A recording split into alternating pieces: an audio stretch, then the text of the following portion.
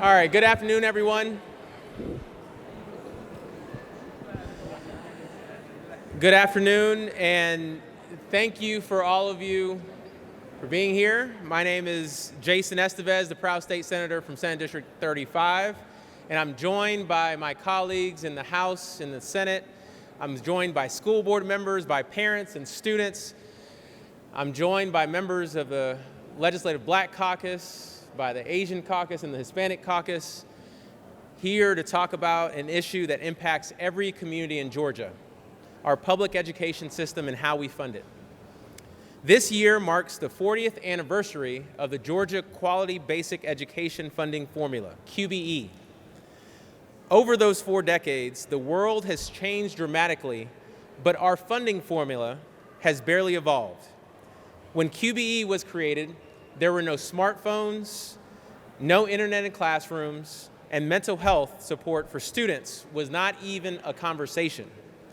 Yet we continue funding education as if time has stood still. This outdated approach has real consequences. Schools struggle to meet modern demands. Teachers who are already not paid enough spend their own money for supplies. And in rural districts across this state, they face shrinking budgets unless they raise money through property taxes. As a former middle school social studies teacher, I constantly found myself thinking about how to remove barriers for my students. This antiquated funding formula shouldn't be one of those barriers. We can't limit ourselves to providing a quality basic education. Our children deserve more. Our children deserve an education that prepares them for success and for the future. That's why I'm advocating today for a full revamp of the QBE formula to meet the realities of today. But we also need to make an immediate change. Georgia is one of 6 states that does not account for poverty when funding schools. We must move quickly to change that. Teachers and districts in low-income communities across this state face unique challenges, and we must provide additional resources through a poverty weight or an opportunity grant. What increases the urgency for change is the shifting national dynamic, where federal education funding is at risk, especially for school districts with Title I schools, like many of the school districts in this state. With President Trump and Elon Musk threatening to dismantle the U.S. Department of Education, Georgia must be proactive and take control of our educational future. I am calling on my colleagues in the state Senate to adopt Senate Bill 128 to add an opportunity grant that would significantly benefit rural and urban school districts across this state by adding around $2 billion in funding for educating students living in low-income communities. There's a similar bill in the House, sponsored by my friend Phil Lallier, that my colleagues in the House should pass as well. Regardless, it is well past time to modernize how we invest in our children's future and give every student, regardless of their zip code, a real chance at success. With that, I will now pass it to my friend, Representative Lallier.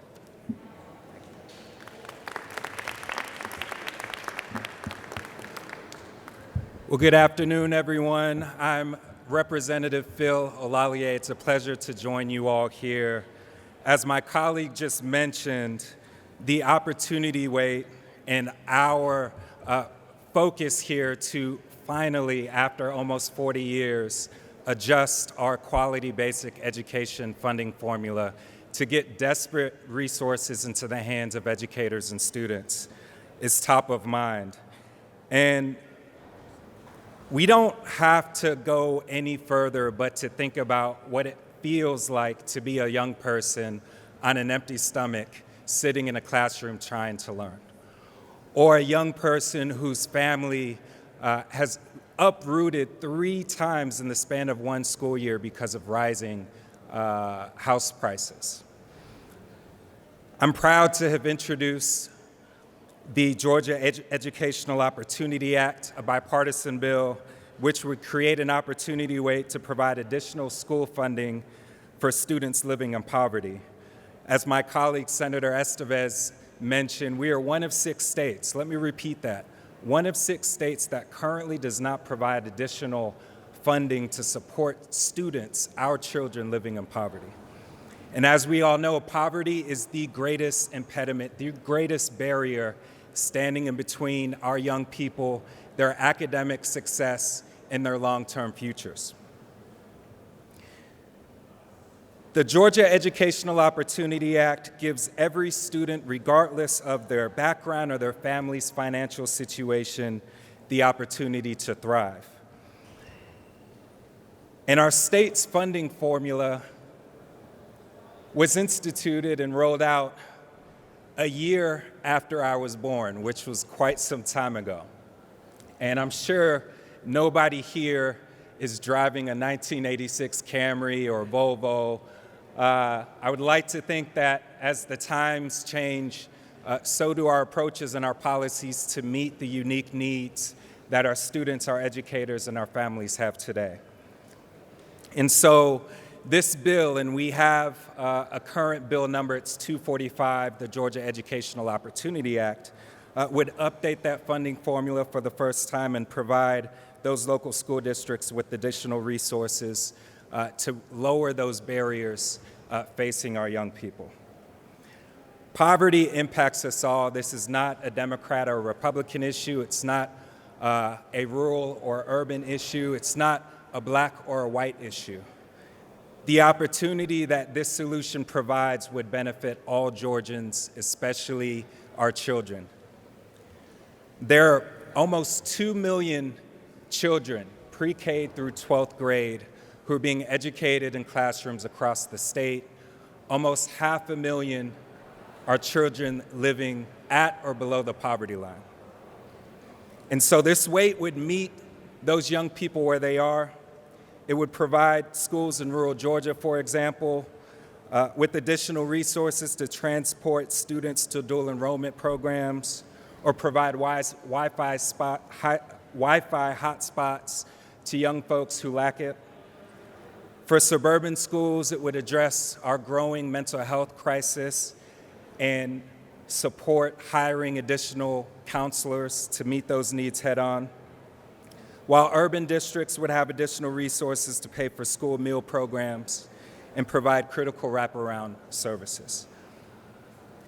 In my day job, I run a local nonprofit that works in our local Title I high schools, and I see firsthand the benefits that come from having additional resources to meet our young people where they are and lower barriers to opportunity.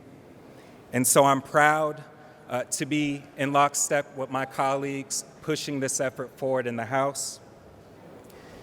And I'm hopeful that my Republican colleagues are well open to this idea and this solution that is long overdue. And so thank you all for being here. I want to thank Senator Esteves and my colleagues for joining us. I want to thank the parents, the educators, and the students here today who are here to lend their voice to this cause. And I'd like to pass it over to my colleague, Representative Longtran.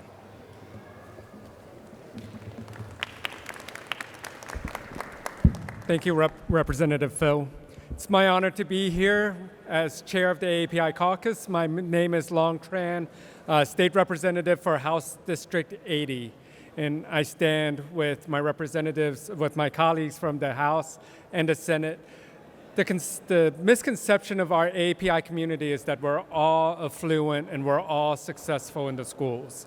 The reality is we have demographics that are struggling with poverty, whether it's the Vietnamese farmers up in Gainesville or the Filipino workers down in South Georgia or the Cambodian Laotian families throughout Metro Atlanta, and of course the recent immigrant families up along Buford Highway.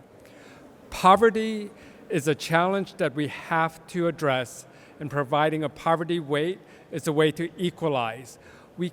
These students, they look at their peers and they see their peers with parents who can provide them with the latest tools, latest tutoring systems to give them a chance at achieving academic success, while these students are left to try and pull themselves up by bootstraps that they just frankly don't have. I was fortunate. My parents were refugees from Vietnam, and we grew up poor. But I grew up in a school district that adjusted for poverty, that understood why blue-collar children who were laid off from plants like GM needed assistance to be equal with their peers to find academic success. So for us to become competitive as a state and not be among the worst in the nation with academic outcome, for us to be competitive with New York and California, the successful states, we must address poverty by providing a poverty weight for our schools. Thank you. No, you're fine.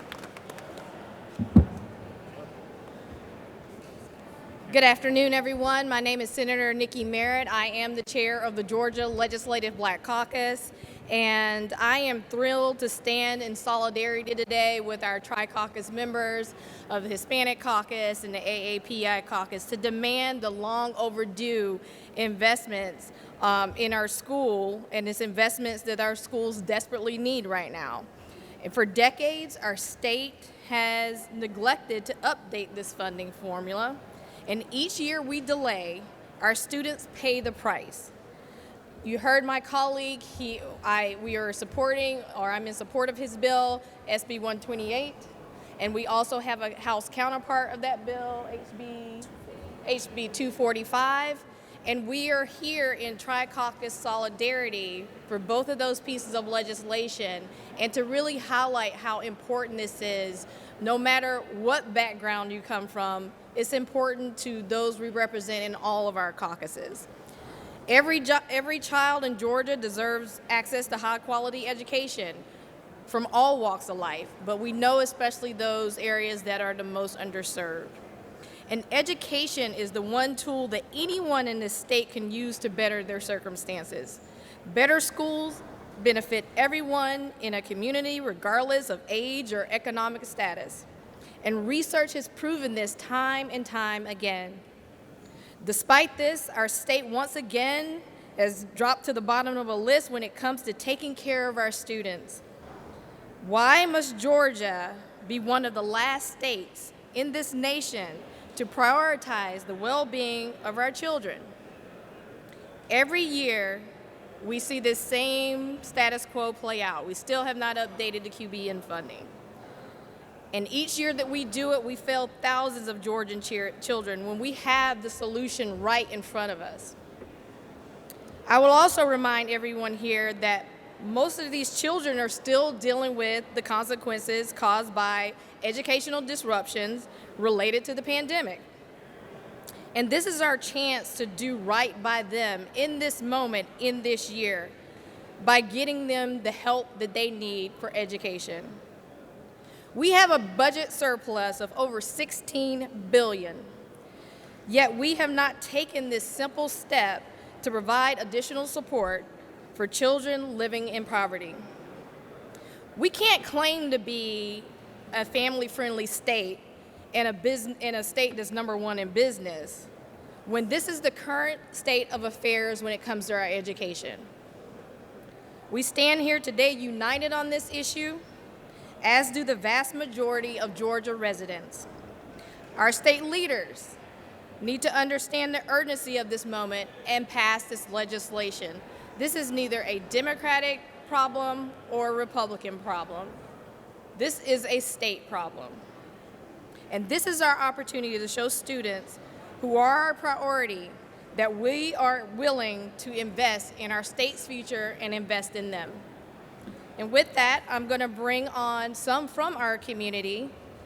We have some teachers and students here today who would also like to talk to you. First, we're going to have Shar Bates. She is a parent, and she's going to come up and speak to you all. Thank you.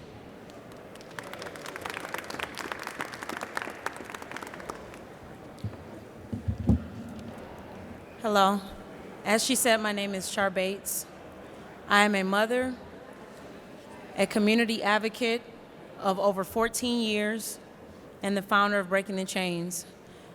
Due to the poverty in Georgia that has affected so many students, has led us to teach, advocate, and provide for students in 6 different counties, providing everything from food pantries to graduation fees for over 150 students, to clothing pantries.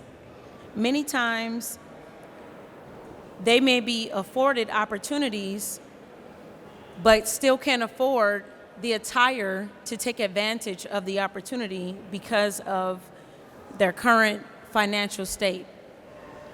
Children don't ask to be born into poverty. That's not something that they have a choice to be born into. Also, many children are forced to provide for their families before they even turn 18.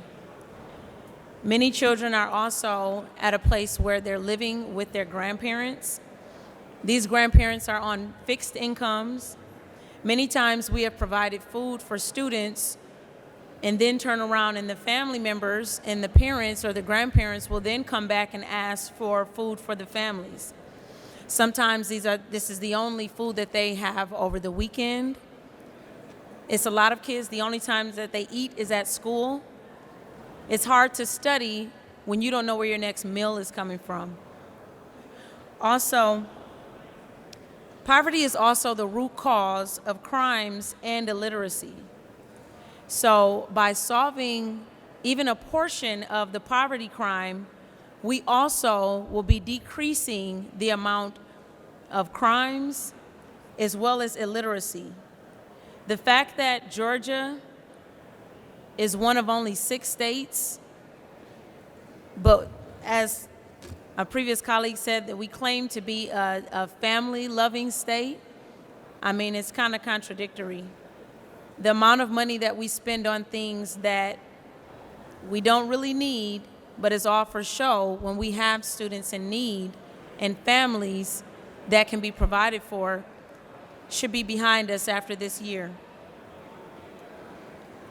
The fact of the matter is that we have an opportunity to change the lives of these students. We have an opportunity to put them in a position to win. We have an opportunity to change their future and not allow the financial state that they were born into to determine their future. So we ask that you stand behind us.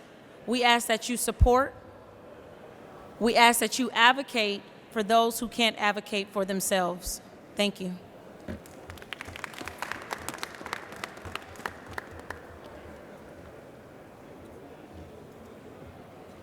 Good afternoon, everyone.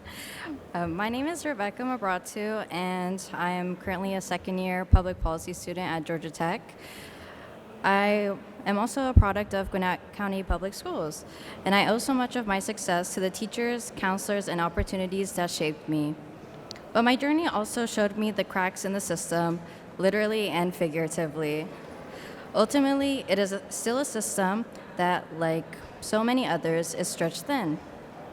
Today, I want to talk about why fully funding public education is as imperative of an investment in our collective future. This is about the students who are being left behind and the potential we are losing as a state. Throughout my time in public school, I made use of multiple resources such as counseling and school buses in order to bridge the gap between financial circumstances and opportunities. From 6th grade all through high school, I was heavily reliant on school buses to get to school. My parents worked long hours, and the bus was practically my only option to get to school every day. And for many students, including myself, the school bus was the bridge between home and opportunity. Without it, I wouldn't have been able to attend school consistently, and neither would countless of other students across Georgia. Along with that, I was also fortunate to attend a school where counselors had the time and resources to make a real difference. My senior year of high school, I found myself visiting the counselor more often than I ever had before. And she really helped me through the college application process, building organizational habits, and also helping me become more mentally resilient. Her guidance helped me navigate my struggles and helped me learn the valuable life lesson of advocating for myself. Not only did her support help me through a year of so much uncertainty, But she also taught me how to ask for help and believe in my own ability to overcome obstacles. But even with reliable transportation and exceptional guidance counseling, students can't succeed in their schools if their schools lack resources they need. In Georgia, funding inequities between districts are stark. Wealthier districts can afford state-of-the-art facilities and cutting-edge technology, while poorer districts struggle to provide basic necessities like updated textbooks and safe buildings. During the COVID-19 lockdowns, my high school completed construction on a new facility designed to accommodate our growing community and prevent overcrowding. This new addition was meant to symbolize progress within our community. However, after just 1 year of returning to school and resuming in-person learning, I noticed something alarming. In the girls' bathroom on the second floor, there was a large crack in the wall, spanning from the ceiling all the way down. And it made me wonder, was this building safe? Did it have the proper funding it needed to ensure this didn't happen? I had these concerns coming from a relatively well-off public school, which begs the question what the conditions must be like in lower-income school districts. Education should not be a privilege determined by zip code, and we need equitable funding to ensure every student, no matter where they live, has access to quality education. So that's why I'm here today to ask our leaders to fully invest in our public education system, not only just for the students of today, but for the future of our state. We must invest more and allocate our funds effectively so every child can have proper access to safe schools, reliable transportation, and guidance they need to succeed. We have the power to close the gaps that hold students back and unlock their potential of an entire generation. This is about the child who dreams of being the first in their family to go to college. This is about the teacher who spends their own money on school supplies. And this is about the future of Georgia. As I close, I stand here today as living proof of what public education can achieve when we choose to invest in it. But I also stand here as a reminder of how much more we can do as a state. So let's not talk about change, let's actually make it happen.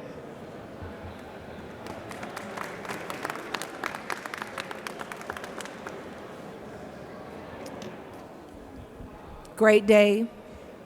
I am Cozy M. Walker, the fifth of the Carver cluster, listed as one of the poorest, poverty, low income, and actually perfect for SB 284. Also, I'm a Georgian, and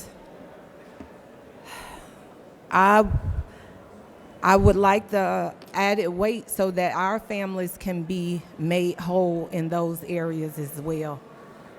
That added, like the surplus that our governor has, and I believe in him, so I believe he's smart enough to know, to look and to see that we need that added weight.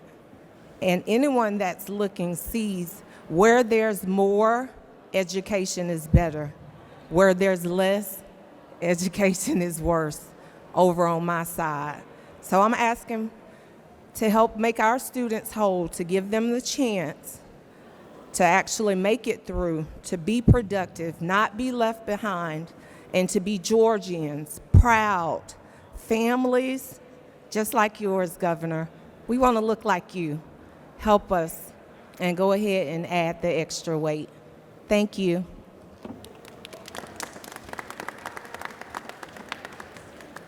And Yana will be our final speaker.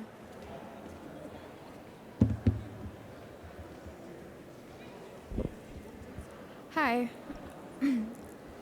Georgia may be the #1 state to do business, but it comes at the cost of our most vulnerable communities, young Georgians like myself, and our state's refusal to provide specific funding to educate children living in poverty as one of only 6 states that fails to do so.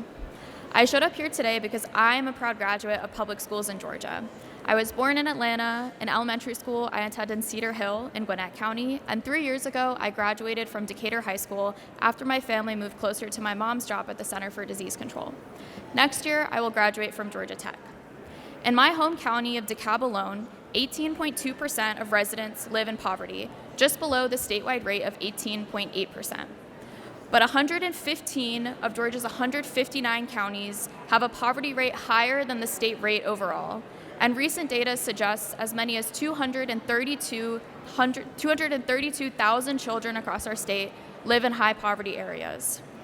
Decades of research confirm that growing up in poverty directly affects learning. Over the last 2 decades, it has become clear that Georgia students who live in poverty are being pushed further behind their wealthier classmates compared to students in other states.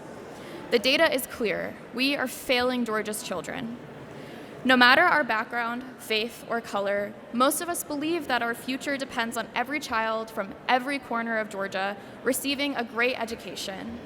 While certain decision makers provide handouts to the wealthiest few, so many neighborhood schools that nurture most of our kids' dreams lie struggling to make ends meet. But while our work has made America prosper, a greedy few have rigged the rules to redirect resources from our communities to their country clubs, from our classrooms to their ballrooms, and from our public parks to their private jets.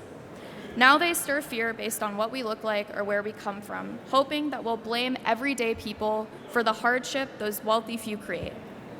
They hope to divide and distract us so we don't join together to demand that our shared resources actually deliver the programs, schools, and support that all of our children need.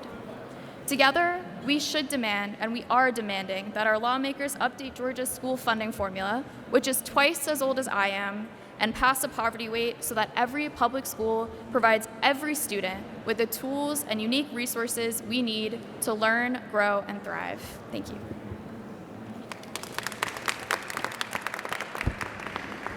All right, so we've heard from students, we've heard from parents, and we've heard from legislators doing the work in this area, and we hope that our colleagues join us in revamping the QBE formula to including an opportunity weight or an opportunity grant, and we look forward to those discussions. With that, I'll open up to a few questions.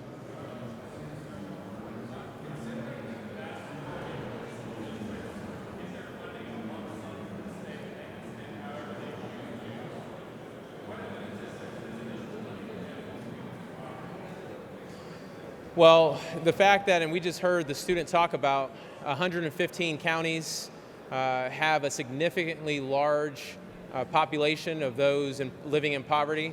The fact that school districts have had to resort to raising property taxes in order to fill budget gaps. And the fact that in my experience as a teacher or as a school board member, I've seen how much more it costs to educate and care for and support those who are living in poverty. We have school districts across the state that have to provide additional resources to students and their families, and it is incumbent on us as a state to support those school districts to reduce class sizes, to provide additional supports like tutoring and counselors and mental health supports, to ensure that we can remove those barriers that we often see in low-income communities across the state. So there are studies that show that reducing the class size would dramatically help with those living in poverty. Unfortunately, too many school districts can't do that because of those budget gaps that they have.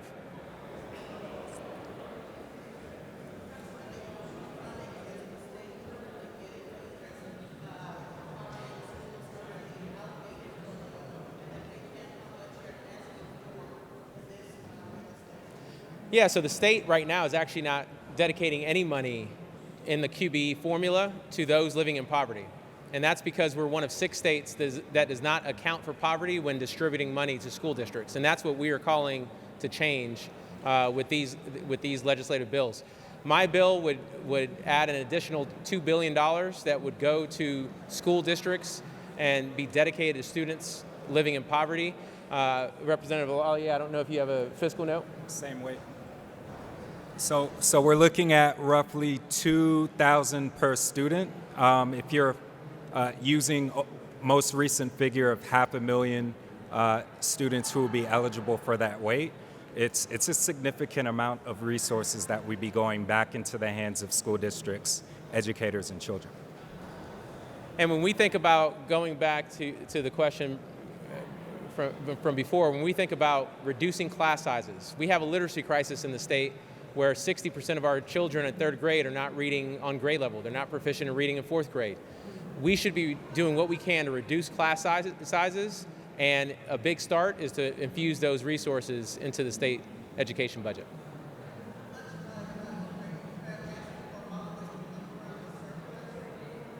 No, we are asking for this to be a permanent dedication of resources and make sure that moving forward, Georgia is a state that takes poverty into account when it comes to educating its children.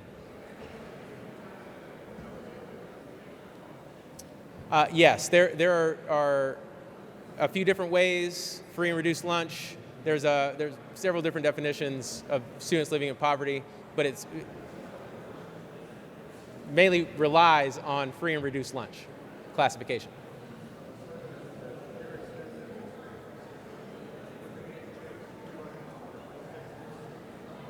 Well, right now I'm focused on this legislative session. I'm focused on addressing the issues that we have before us. And like I said, the fact that we have a literacy crisis in the state that has gone unaddressed, I think we need to move on that now.